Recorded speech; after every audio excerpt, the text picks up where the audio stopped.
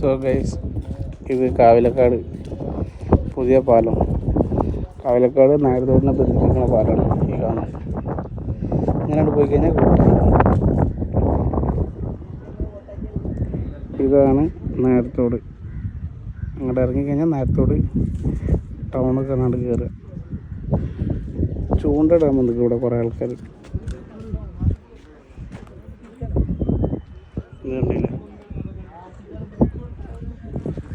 മീൻ കിട്ടിയതായിട്ടുള്ളവരുണ്ട്, കിട്ടാത്തവരുണ്ട്. ഇപ്പോൾ വെള്ളം ഇറക്കുകയാണ്, അതുകൊണ്ട് വലിയ മാടുകയാണ്.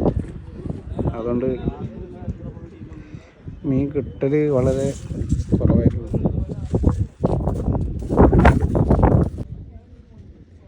കാവിലക്കാടിൻ്റെ ആ കരയാണ് ഈ കാണുന്നത്. ഇവിടെ എങ്ങനെയാണ് കാവിലക്കാട് പുറത്തൂർ പോകും.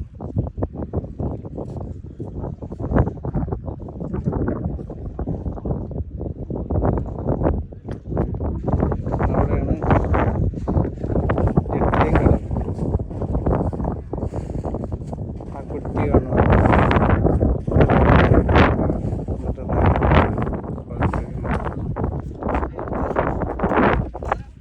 ടെക്നോളജിയ മീനിനെ പിടിക്കണ പരിപാടിയാണ്.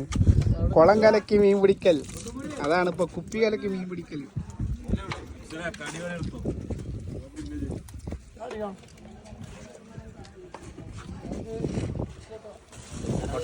കോട്ടെ കുടുങ്ങി. ചൂണ്ടിടാൻ വന്നാണ്.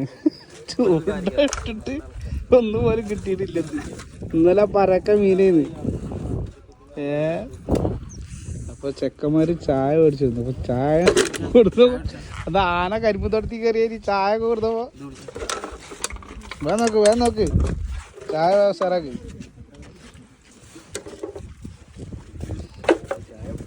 എല്ലാ സ്പോൺസർ നമ്മളാണ്. ചായ നമുക്കൊന്നുമില്ലേ?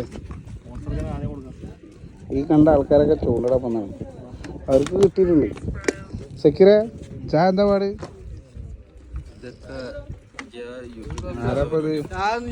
ചായൊന്നുമില്ല. കുട്ട പതക്കണ്. കുട്ട മീനിനെ വണ്ണ വേണ്ടി വന്നാണ്. ആപ്പായിട്ട് പതക്കണ് കുട്ടന്.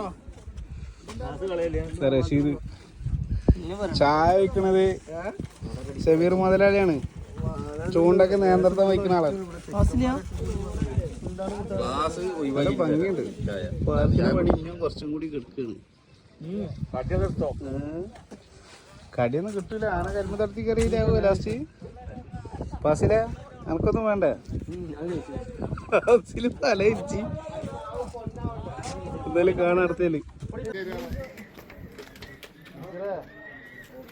മാല പിടിക്കപ്പെടുത്താണ്.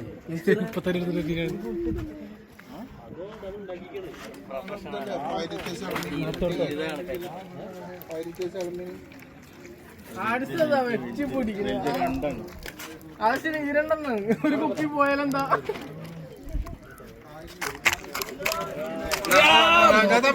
വീഡിയോയിൽ കാണാനണ്ടാ.